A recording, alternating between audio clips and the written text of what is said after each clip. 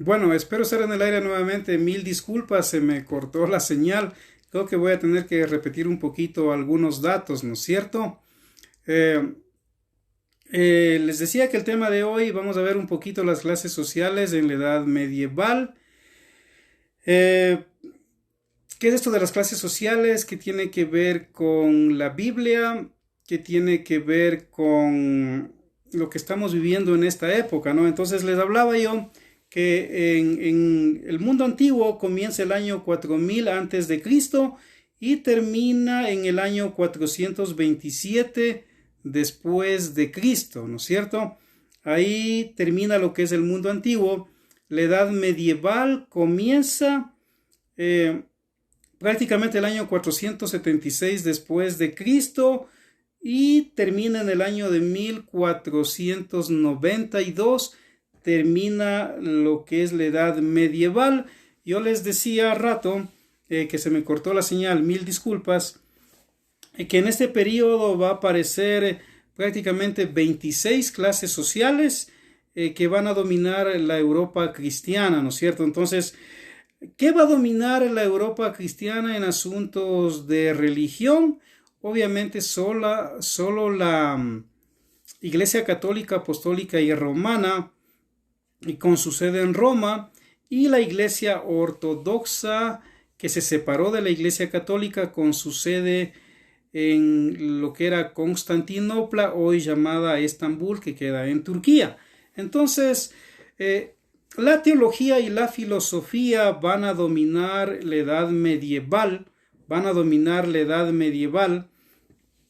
prácticamente durante este periodo. Entonces va a haber una etapa de oscurantismo, donde tanto la misa va a ser en latín, el cura va a dar la misa de espaldas, y eso recién en el Concilio del Vaticano II de 1963, el Papa de la época, en una encíclica, autorizó que ahora la misa sea en el idioma de cada pueblo, y el sacerdote va a dar la misa de frente, ya no de espaldas, ¿no es cierto?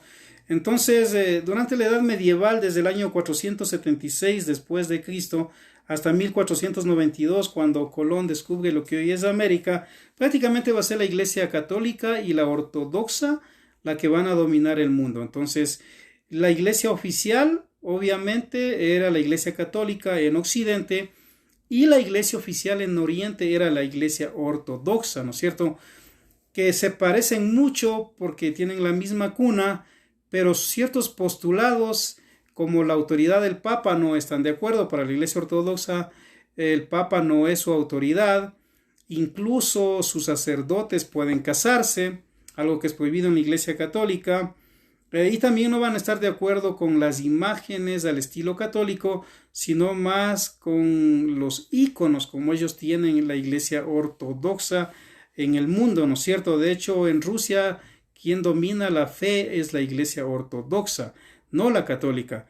Entonces, en este periodo prácticamente va a ser un gran periodo de oscuridad. Entonces, la teología y la filosofía es lo que se va a enseñar en las aulas, sobre todo la teología de San Agustín de Hipona, con sus famosos escritos como La ciudad de Dios, que de hecho es una obra magna del cristianismo a nivel muy alto, La ciudad de Dios, también el libro de él, Confesiones, y aproximadamente 500 libros que él escribió en la época. Un gran doctor de la iglesia, ¿no es cierto? Agustín de Hipona, que fue maestro en retórica. Entonces, en la edad medieval prácticamente va a dominar lo que es la teología de San Agustín y de los padres de la iglesia, pero ya la iglesia católica oficial, fundada según datos históricos en el concilio del año 325 de Nicea por orden de Constantino, que reunió 318 obispos, decidió cuál era la iglesia oficial. Pues prácticamente ellos eliminaron a los otros grupos que habían en esos tiempos, que habían varios grupos como los gnósticos, que eran cristianos. Habían grupos también que creían que Yeshua era 50% Dios, 50% hombre. Otros grupos que creían que Yeshua era solo 100% hombre, no era 100% Dios. Otros grupos que creían que Yeshua o Cristo es 100% Dios y no era hombre, que era un espíritu que parecía hombre. En cambio, la Iglesia Católica se mantenía en pie de la unión hipostática, de que Cristo es 100% Dios, 100% hombre, que es lo que ahora se maneja generalmente en todos los postulados del cristianismo. ¿Me explico? Entonces, ellos prácticamente acabaron con los grupos cristianos, los otros que no estaban de acuerdo con ellos, y quedaron dominando durante toda la edad medieval prácticamente la teología y la filosofía, ¿no es cierto? De hecho, hasta el día de hoy, para que alguien sea un sacerdote ordenado, tiene que estudiar filosofía y teología, ¿no es cierto? Que son las ramas afines. Entonces, durante ese periodo va a haber mucha oscuridad, la Biblia estaba en latín, nadie podía traducir ni siquiera el Padre Nuestro a otro idioma porque era en nombre de Dios quemado. Entonces nadie podía traducir la palabra de Dios a otro idioma. De hecho, en la Reforma, Martín Lutero va a ser el primero que traduce la Biblia completa al alemán, y Casiodoro de Reina va a ser quien traduce en 1569 por primera vez la Biblia completa al castellano en su famosa versión Biblia del oso, porque en la portada de la Biblia estaba un oso que era el sello o el logo de Tomás Guarino, el dueño de la imprenta, ¿no? Entonces, en la edad medieval, la fe va a dominar a la razón, la fe va a dominar a la lógica, aunque ya se estudiaba a Aristóteles, ciertos grupos, sin embargo, la fe va a dominar a la razón, la fe va a dominar a la lógica. Lo que el Papa dicte desde Roma va a ser inerrante, o sea, lo que el Papa diga, nadie lo va a poder debatir, ¿no es cierto? ¿Por qué? Porque él es el vicario, que significa el representante de Cristo aquí en la tierra. Entonces van a aparecer 24 clases sociales que van a existir durante la edad medieval, y obviamente la primera clase social en la Edad Media va a ser Dios. ¿Por qué? Porque Dios es el dueño de todo. De él proviene la lluvia, de él son los cielos, la tierra, la creación de los animales, de las plantas, de los frutos, de los seres voladores, de los seres del mar, y obviamente el hombre y la mujer, el hogar, los hijos, etcétera, los abuelos, todo es de Dios. Entonces, la primera persona que tiene poder y autoridad en la edad medieval obviamente es Dios. Dentro de estos conceptos, obviamente es Dios. ¿Por qué?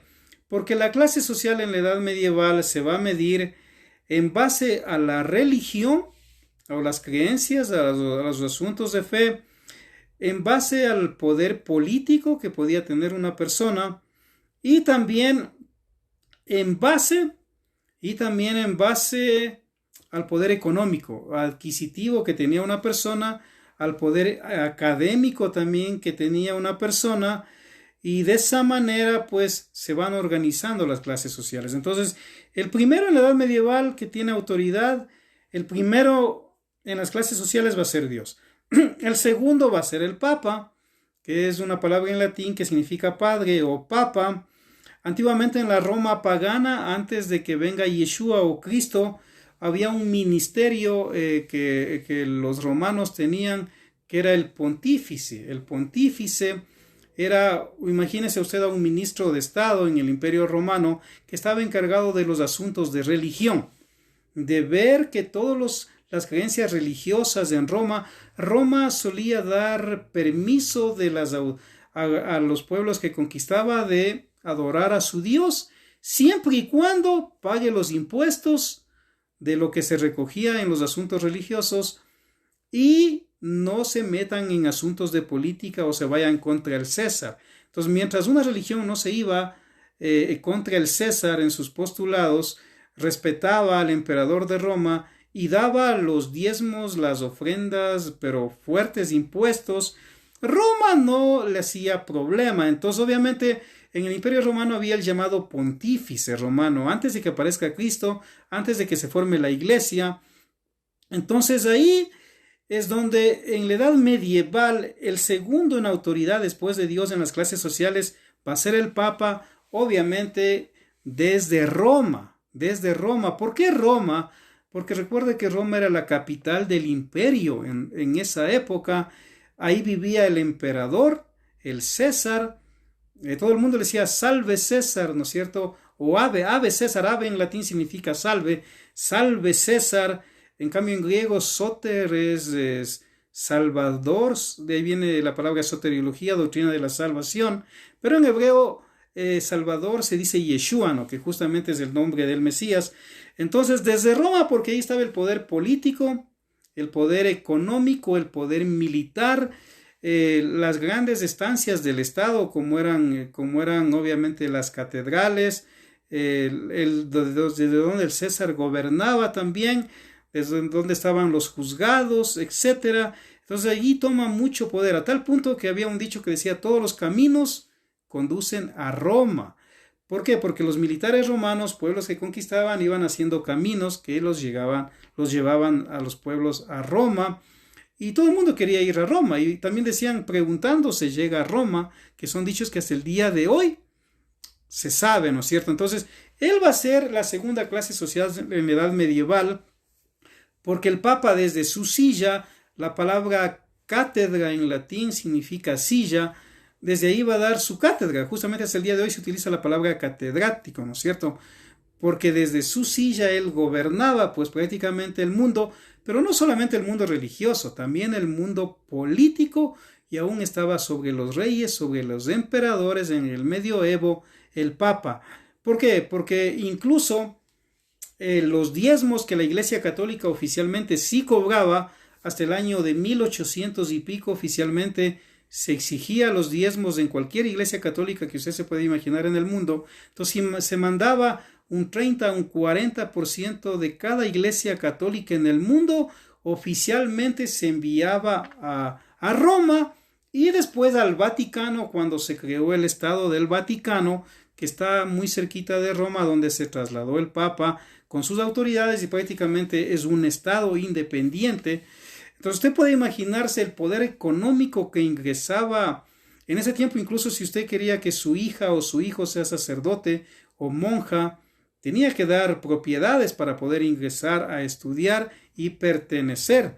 De hecho, alguien dijo acá, un sacerdote lo dijo hace varios años, que si solamente en el Ecuador la Iglesia Católica vendiera las propiedades que tiene, pagaría toda la deuda externa del Ecuador y le sobraría dinero. Increíble, solo hablando de nuestro país. Entonces el Papa va a ser la segunda clase social en la edad medieval. La tercera, obviamente, va a ser el obispo. Entonces aquí quiero aclarar algunos datos que son importantes. ¿Por qué el obispo? Por ejemplo, en el mundo evangélico y protestante, con todo respeto, se confunde mucho esta terminología. Se dice el poimén o pastor, roé, que es lo mismo pastor, roé en hebreo, poimén en griego, es lo mismo que presbíteros, que en griego es anciano, o episcopos, transliterado obispo, es lo mismo, dicen, un pastor, un presbítero, un obispo es lo mismo, pero en realidad no es así. Un obispo era alguien que gobernaba una gran provincia. Podían haber ancianos en varias congregaciones, hoy los llamaríamos pastores también, pero el obispo era el que estaba a cargo de todos. ¿Me explico? Por eso es que en la edad medieval los grupos protestantes van a sacar el nombre reverendo incluso. Aunque obispo también el día de hoy ya se permite en las leyes protestantes también, por ejemplo en nuestro país. Sin embargo, en la edad medieval el único que tenía ese título eran los católicos, ¿no? Entonces Martín Lutero, en la edad de la Reforma, para él diferenciar el término de sacerdote o de obispo, comienza a utilizar recién el nombre pastor. Y Calvino, quien funda el calvinismo, va a tener mucha influencia en el presbiterianismo, y en otros grupos él va a comenzar a utilizar el nombre presbíteros, que es anciano, y se van a dar las grandes reuniones de confesión de fe protestante, que hasta el día de hoy la tenemos, ¿no es cierto? Hay muchas donde ya se menciona que el líder de una congregación o de una iglesia protestante puede ser un presbítero, un anciano o un pastor o un reverendo, pero en realidad un obispo era en la edad medieval el tercero en la clase social. Miren la importancia de un obispo. Ahora, ¿por qué? Porque la palabra episcopos, guardián de almas, hoy también se dice supervisor, era una persona que gobernaba una gran comunidad. Por eso es que Pablo, cuando le escribe a Timoteo, le dice, si alguno anhela ser obispo, episcopos, es bueno, dice en 1 Timoteo capítulo 3, pero necesita estos requisitos y da la lista de los requisitos. Sin embargo, cuando le escribe a Tito, Pablo le dice, te dejé en Creta para que ordenes ancianos o presbíteros en griego. No dice obispos, aunque muchos creen que es lo mismo, en realidad no es lo mismo, con todo respeto lo digo.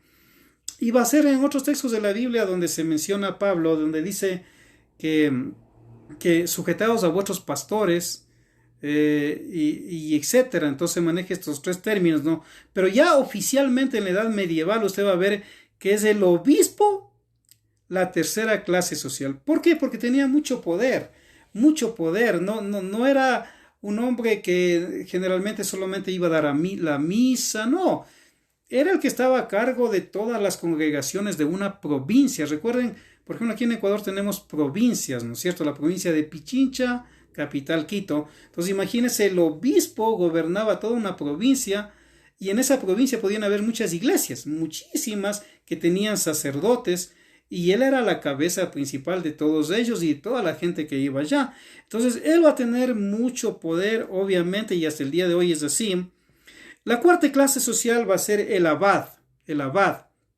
Ahora, ¿quién era un abad en la edad medieval? Era el que dirigía los monasterios. No era cualquier persona, era muy erudita en teología, en filosofía, en conocimientos de la época, en interpretaciones. Tenía poder dentro del monasterio, de esa comunidad donde muchos jóvenes iban a prepararse para la vocación del sacerdocio, ¿no es cierto? Recuerden que cuando hablamos de la edad medieval no hay iglesias protestantes, no hay iglesias calvinistas, reformistas, luteranas, bautistas, anabaptistas, nazarenos, aliancistas, presbiterianos. No existe. El único cristianismo que va a existir en la edad medieval es la iglesia católica romana y la iglesia ortodoxa con su sede en Constantinopla, que hoy es Estambul, ¿no es cierto? Entonces el abad era una persona que tenía mucho poder porque prácticamente dominaba el monasterio de esa ciudad donde se encontraba el monasterio. Recuerden que los monasterios eran lugares donde la gente se alejaba del mundo, en este caso los hombres o las mujeres, y iban a vivir una vida con conexión con Dios, para evitar el pecado de las ciudades, para evitar el pecado que había en Roma, en Corinto, sobre todo Corinto, que era una ciudad donde abundaba el pecado, y etcétera. Entonces, la gente medieval tenía la idea que alejándose de las ciudades iban a evitar el pecado, iban a evitar lo malo y van a tener menos tentaciones. En parte es verdad, pero hicieron de eso un estilo de vida. Entonces ya Flavio Josefo, Plinio el Viejo, también Filón de Alejandría menciona que aún entre los judíos, antes de que nazca Yeshua y en la época de Yeshua, existió un grupo así que vivía en las cuevas del Qumran, que fue el estudio pasado, y algunos dicen que se llamaban los esenios, ¿no es cierto?, que vivían lejos de Jerusalén porque consideraban que Jerusalén ya era pagana, que el imperio romano estaba gobernando aún al Cohen Gadol, a los levitas, que era puro negocio la venta aún de los animales para los sacrificios. Entonces fueron a vivir en las cuevas del Qumran. Entonces no era tan nuevo esto, ya en el judaísmo había una línea de los esenios que vivían de ese estilo de vida. Entonces el abad va a ser quien domina estos grupos y va a ser la cuarta clase social. La quinta clase social va a ser la abadesa. Sorpréndase, la abadesa era una mujer. Entonces, ¿quién era esta mujer? Era la que dominaba los monasterios donde iban las mujeres a estudiar, a prepararse en la vocación cristiana de la época. Entonces, una mujer, una abadesa, hoy le pueden decir de pronto otro nombre, ¿no? La prior, etcétera. Entonces, eran las que dominaban en los conventos Y justamente las mujeres que iban de varios países en Europa medieval, obviamente iba incluso en la América descubierta ya por Colón, que ya sabemos que fue un judío.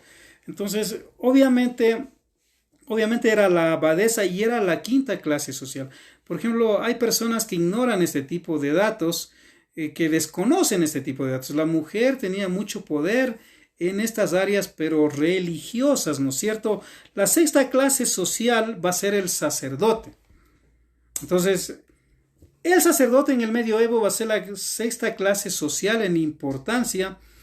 De hecho, la palabra sacerdote para algunos significa el que traza puentes justamente con la divinidad. Entonces, sin importar la religión que sea cristiana, sea de otro credo, de otros pueblos de la época, aun si sean paganos, obviamente un sacerdote era el que trazaba puentes. Pues, ¿por qué? Porque él era quien hablaba de ese Dios, quien hacía los ritos para que el hombre agrade a ese Dios.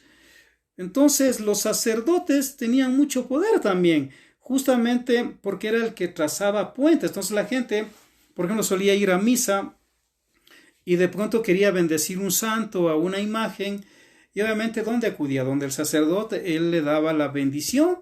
Quería hacer el paido bautismo, que es el bautismo infantil, aunque el bautismo infantil no lo respalda la Biblia. El bautismo infantil no lo vemos en ninguna parte de las escrituras. Siempre fue por inmersión completa del cuerpo y siempre fue de adultos. Sin embargo, ya en la teología católica aparece el paido bautismo. Entonces el sacerdote va a ser quien le bautiza al niño por aspersión. Y obviamente al ser él el que bautiza, el que da las misas, el que confiesa, porque también aparece este sacramento de la confesión en la edad medieval, el que incluso va a celebrar los matrimonios, porque el matrimonio eclesiástico, aunque usted se sorprenda, no está en la Biblia, en ninguna parte de las escrituras. Sin embargo, la Iglesia Católica, con el poder que llega a adquirir, va a obligar que para que un matrimonio sea válido tiene que ser en la Iglesia y hecho por el sacerdote. Recuerde que el registro civil no existía en la edad medieval. Por ejemplo, aquí en Ecuador fue en el gobierno de Eloy Alfaro, en la famosa Constitución alfarista, por 1897 a 1906, donde aparece por primera vez el registro civil. Sí, entonces el matrimonio que valía en esa época era la que hacía el sacerdote en la misa, en la iglesia. ¿Y cuál era la cédula de identidad? Porque en ese tiempo no había registro civil. La cédula de identidad era la partida de bautismo que justamente daba el sacerdote. Entonces, cuando se descubría que alguien era judío o se sospechaba que era judío, obviamente, ¿qué le averiguaban primerito? Si estaba bautizado. Si no tenía la partida de bautizo, a la hoguera. Entonces, el sacerdote va a tener mucho poder en la edad medieval como sexta clase social. El número 7, y aquí es algo que de pronto les va a sorprender a ustedes, y a mí también, de hecho, recién la clase social número 7 en la edad medieval fue el emperador. ¡Qué tremendo! ¿Por qué? Porque en el mundo antiguo el emperador era la autoridad sobre todo. Sin embargo, cuando el cristianismo comienza a dominar la Europa medieval y lo que es América, incluso el emperador, quien domina un imperio de varias naciones, recién va a ser la clase social número 7. ¿Por qué? Porque aquí estamos viendo claramente que primero lo religioso está sobre lo político. No como el día de hoy que de pronto lo político está sobre los religiosos, a tal punto que incluso el Estado pone el ministerio de cultos y regula los cultos, etc. Pero en la edad medieval recién el emperador que gobernaba desde su silla va a ser prácticamente en lo político recién el número 7 en escala social. A mí me sorprende eso. ¿Cuánto perdió un emperador? De hecho, la historia nos narra que el maestro de San Agustín, que era un obispo, justamente ya comenzó a decir que ellos tienen más autoridad que el propio emperador, y eso se dio después cuando Constantino permitió la libertad de culto del cristianismo en Roma, porque el cristianismo tuvo 10 persecuciones en la época de los emperadores romanos. Sin embargo, a partir del año 311, 321 después de Cristo, Constantino va a dar un edicto donde ya se da libertad de culto al cristianismo. Ojo, no es que se oficializa como religión oficial del Estado. Eso lo va a hacer otro emperador por el año 382 después de Cristo. Va a oficializar el cristianismo como religión oficial del Estado. Entonces el emperador apenas es la clase social número 7 en la edad medieval, que abarca del año 476 después de Cristo a 1492 después de Cristo. El octavo en clase social va a ser recién ahí el rey. El rey, miren. Ahora, un emperador gobernaba muchos imperios, muchos reinos, pero habían reyes que eran de ciertos pueblos. Por ejemplo, el rey Herodes, para ponerles un ejemplo, ¿no? El emperador desde Roma gobernaba, sin embargo, le permitía que lo que es en Jerusalén, parte de Siria, etcétera, gobierne Herodes como un rey, ¿no es cierto? Entonces, habían también los reyes en algunas naciones, y recién el rey va a ser la octava clase social. El número 9 en escala social en la edad medieval es el duque. Ahora, ¿quién es un duque?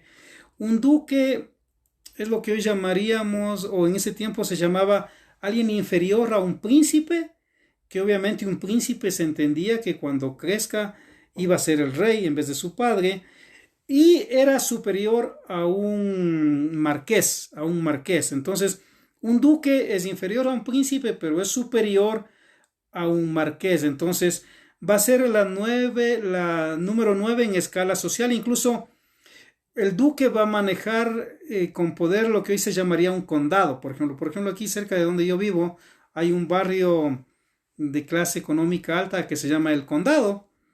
Hay un centro comercial incluso que se llama El Condado, acá en el norte de Quito. Entonces, un duque era quien gobernaba un condado, ¿no es cierto? Usted puede escuchar incluso en los Estados Unidos, ver en las películas el condado tal. ¿De dónde viene esto? No, justamente los duques gobernaban estos condados.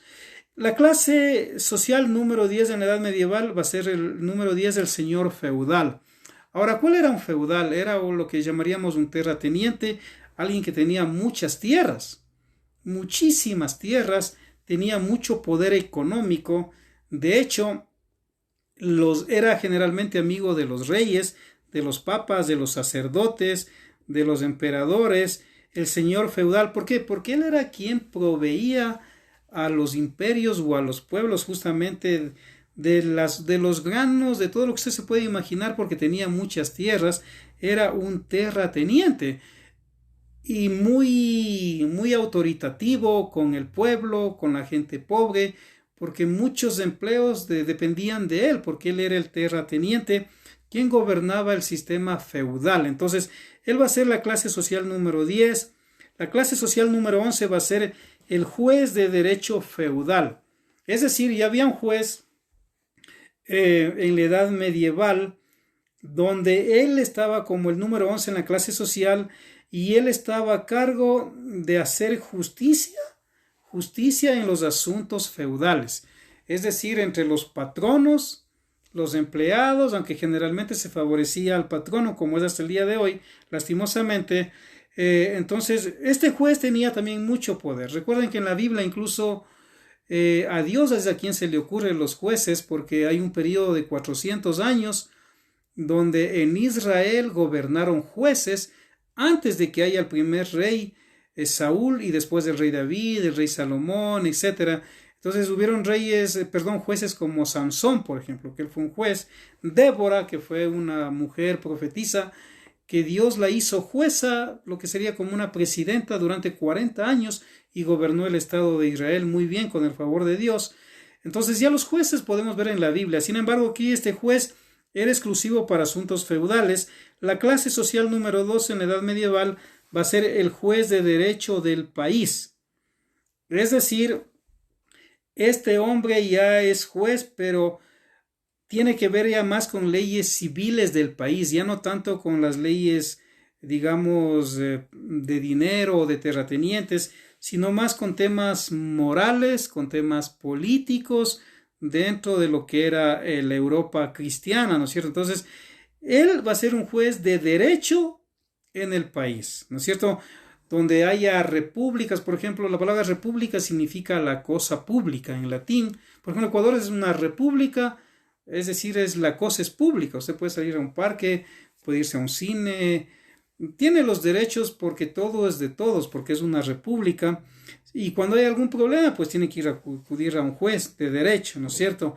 El número 13 era el regidor en importancia social. Lo que hoy llamaríamos un concejal, era un sinónimo de concejal, el regidor.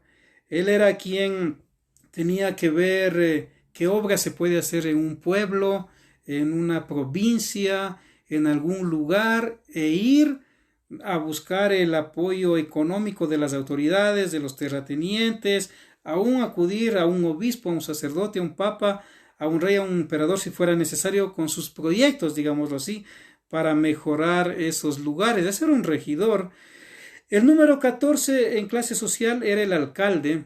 Bueno, hoy el alcalde tiene mucho poder, han escalado ya. Entonces el alcalde era quien gobernaba en lo que hoy llamaríamos las ciudades, en ese tiempo las polis, que es un nombre griego, ¿no es cierto? Entonces tenía su oficina, tenía su silla y se dedicaba justamente a asuntos de mejorar con lo que tiene que ver exclusivamente con la ciudad. De hecho, por ejemplo, nosotros vamos a ver en las típicas construcciones de los españoles cuando llegaron a América, venían arrastrando un poco este sistema. ¿Por qué? Porque ellos, cuando iban a formar una ciudad, como aquí en el Reino de Quito lo hicieron, primero ponían una plaza, o acá se llama la Plaza Grande. Al frente ponían, primerito se hacía la catedral, donde estaba la persona que iba a dar las misas del obispo. Al frente estaba el lugar donde iba a vivir el obispo con los sacerdotes, con su equipo. Al otro lado estaba desde donde iba a gobernar, por ponerlo así, el presidente. Por ejemplo, hay Merilla acá y otros españoles que gobernaron desde el Palacio de Carondelet. Pero al frente estaba el lugar donde iba a estar la alcaldía, el alcalde, que iba a estar encargado de asuntos de la ciudad. Después el número 15 era el corregidor.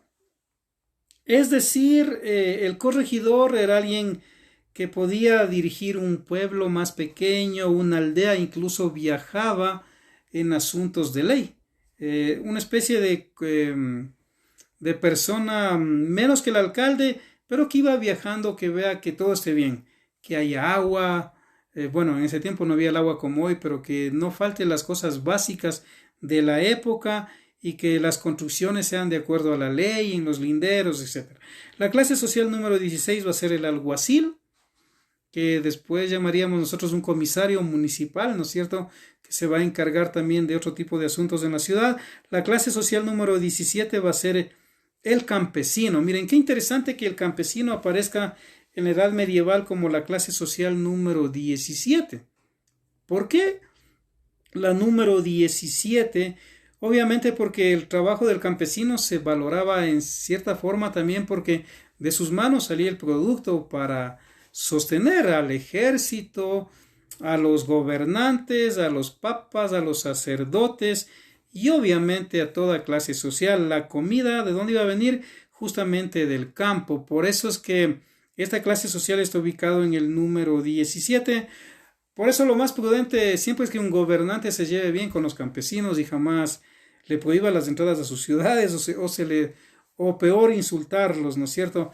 El número 18 va a ser en la clase social el vasalio. El vasalio es una palabra que a veces se escucha en las películas españolas antiguas y prácticamente el vasalio era un servidor de un feudal, de un señor feudal, no un esclavo, porque sí se compraba esclavos, eso es otro asunto, pero un vasalio era alguien que era contratado económicamente, una especie de guardaespaldas en cierta forma también, que va a estar a cargo, un capataz que va a estar a cargo del señor feudal. Eso era prácticamente un vasalio, ¿no es cierto? Después un capataz que incluso podía golpear a la gente si no trabajaban según el bien, si no producía lo que su amo quería. A los esclavos los golpeaban, etcétera, los castigaban, etcétera, ¿no es cierto? Después, en la clase social número 19 va a estar la mujer joven y el hombre joven. ¿Por qué? Porque al ser jóvenes, pero estamos hablando de una clase social que sí estudiaba en la edad medieval, había el proyecto de que podía académicamente o incluso físicamente producir para el Estado, producir para la Iglesia en cualquier situación como clase social, que habían muchísimos jóvenes. Desde ahí vienen esas famosas frases que los jóvenes son el futuro de la patria, por ejemplo, que mucho usan los políticos. Entonces, la mujer y el hombre joven va a ser la clase social número 19. La clase social número 20 va a ser el pastor, pero no el pastor evangélico, porque ni siquiera había pastores en ese tiempo. El término pastor recién Lutero lo comienza a utilizar después de 1517, cuando se separa de la Iglesia Católica y se forma el protestantismo, que prácticamente es la Iglesia luterana, tal vez el calvinismo, la Iglesia presbiteriana, tal vez ellos, tal vez los anabaptistas, tal vez, aunque no creo. Pero no hablamos aquí de evangélicos, de pentecostales, neopentecostales, iglesias libres, nada de eso. Hablamos del pastor que pastoreaba ovejas. Entonces el pastor que era encargado de las ovejas, él era apenas la clase social número 20 dentro de la edad medieval. Recuerden que el término pastor, si usted va a buscar en la edad medieval, no se utilizaba en los asuntos religiosos como alguien que dirigía una congregación, no, era el obispo o era prácticamente el sacerdote, nadie más. El papa estaba sobre ellos. Después va a aparecer la clase número 21, que es el sajón, que era más alguien descendiente de lo que hoy es Alemania o la Germania antigua, que incluso llegaron a Inglaterra, y después se habla mucho de los anglosajones, es decir, que tuvieron familias en Inglaterra y a los ingleses se les llamaba los anglo y a los alemanes sajones. Los sajones van a ser la clase social número 21. ¿Pero por qué la 21? Porque estos hombres a veces eran necesarios para las guerras, para cierto tipo de cosas dentro del ejército también.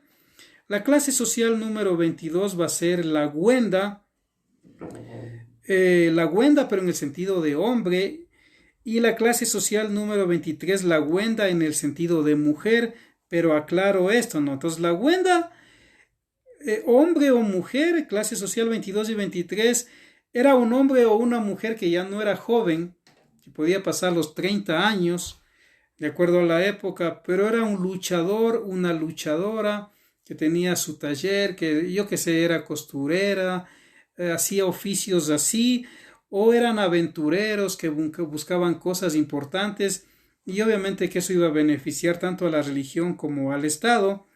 Y la clase social número 24 va a ser, aunque se sorprenda, la judía. Entonces, la clase social número 24 en la edad medieval es el judío. Y llama mucho la atención, ¿por qué el judío? Por ejemplo, hoy el judío, desde que se constituyó el Estado de Israel el 13 de mayo de 1948, obviamente Dios ha ido levantando al pueblo de Israel y hoy tienen mucho poder. De hecho, se dice que la mayoría del dinero de los bancos en los Estados Unidos pertenece a los judíos. La mayoría de los que han ganado premios Nobel son judíos. Los creadores de Facebook son judíos, de Google son judíos, los grandes actores de Hollywood, de las películas que usted ve, son judíos, pero en esa época el judío era la última clase social, digno de burla, digno de ataque, y sí sorprende. ¿Por qué?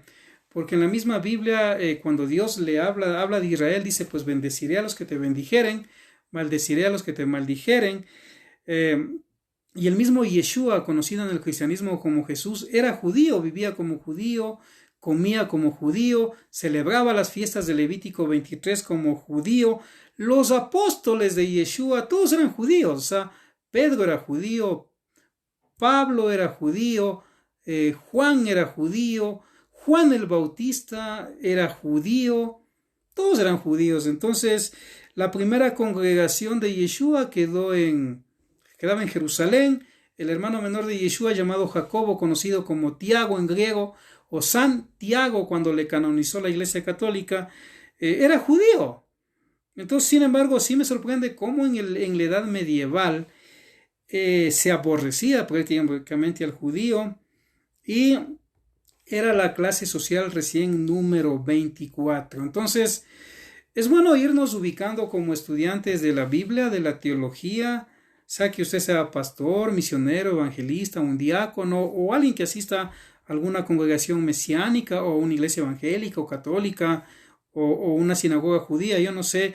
Es bueno saber ese tipo de información, ¿no es cierto? Porque a veces eso nos va a dar mejor luz para tener más formación en el oficio y servirle mejor a Dios. Entonces, he querido el día de hoy traer a colación este estudio justamente de las 24 clases sociales que habían en la Edad Medieval, que comprende desde el año 476 después de Cristo hasta el 1492 en el descubrimiento de América con Colón. Eso se considera prácticamente la Edad Medieval. Incluso en un próximo estudio posiblemente tengamos un estudio también de lo que es septiembre, el mes de la Biblia, el por qué se llama septiembre el mes de la Biblia, y es porque en realidad Casiodoro de Reina tradujo por primera vez la Biblia completa al castellano en Basilea, Suiza, en 1592 y salió a la luz en septiembre. Por eso en septiembre se celebra el mes de la Biblia. También acá a Ecuador llegó Diego Thompson, un colportor que vino a enseñar la educación lancasteriana en todo lo que es América, Centroamérica. Estuvo en Quito, estuvo en Guaranda, estuvo en Ambato, estuvo en Tacunga, que hoy se llama la Tacunga. Después fue a Colombia, a Bogotá, que era la capital en ese tiempo de los estados de Simón Bolívar. Ecuador era el departamento del sur, porque eso fue por 1824 que llegó a nuestras tierras, lo que es Quito. Entonces, él también justamente llegó en septiembre. Por eso también acá en Ecuador se celebra en septiembre el mes de la Biblia, no solo por la traducción de Casiodoro de Reina de la Biblia al español completa, sino por Diego Thompson también, que llegó en septiembre con los primeros Nuevos Testamentos, que los distribuyó en nuestras tierras, 800 en total. Entonces, tendremos un estudio también sobre eso porque es bueno informarse. Sin embargo, que les quede claro que en esta etapa medieval no habían Biblias en otros idiomas. Si alguien traducía la Biblia a otro idioma, solo al Padre Nuestro le quemaban en la hoguera. La Biblia oficial era en latín, nada más que en latín. Solo el sacerdote podía leer la Biblia. Ni siquiera el ayudante del sacerdote, que creo que le llaman sacristán, no podía leer, era prohibido. La misa se daba de espaldas y en latín, aunque la gente no entienda nada. ¿Y cómo va a decir amén si no entiende nada, no es cierto? Entonces, prácticamente ese fue el cristianismo que dominó la Edad Medieval, el cristianismo católico, apostólico y romano, con su sede en Roma, porque fue después que se pasó al Vaticano, y el cristianismo oriental, que es el cristianismo ortodoxo, que de hecho su sede fue en Constantinopla, Antigua Bizancio y hoy Estambul, Turquía. Y prácticamente es la religión oficial, por ejemplo, en Rusia, el cristianismo ortodoxo en la actualidad, y tienen la famosa iglesia de la Santa Sofía, o Santa Sabiduría, porque Sofía en griego quiere decir sabiduría o aspiración a la sabiduría. Eso significa filosofía. Entonces, la Edad Medieval fue una etapa de oscurantismo, donde no se podía leer la Biblia en el idioma de ningún pueblo, donde prácticamente el poder, tanto político, económico, aún más que los emperadores, más que los reyes, más que los duques, que los señores feudales, que los jueces, que los alguaciles, etcétera, descansaba en el Papa como vicario o representante de Cristo, y obviamente después en el obispo, después en el abad, después en la abadesa, después en el sacerdote, prácticamente todos religiosos. Hoy ya mucho ha cambiado. Hoy estamos en una etapa ya de la internet, podemos estudiar, podemos aprender, es difícil que nos engañen. Sin embargo, ese tipo de cosas es bueno traerlas a la memoria y prepararnos para ser mejores siervos de Dios. Espero que les haya gustado este estudio. Mil disculpas, rato se me cortó la señal, así que lo volví a repetir en estos minutos posteriores. Así que shalom, si el Eterno lo permite, nos vemos en el próximo estudio. Bendiciones.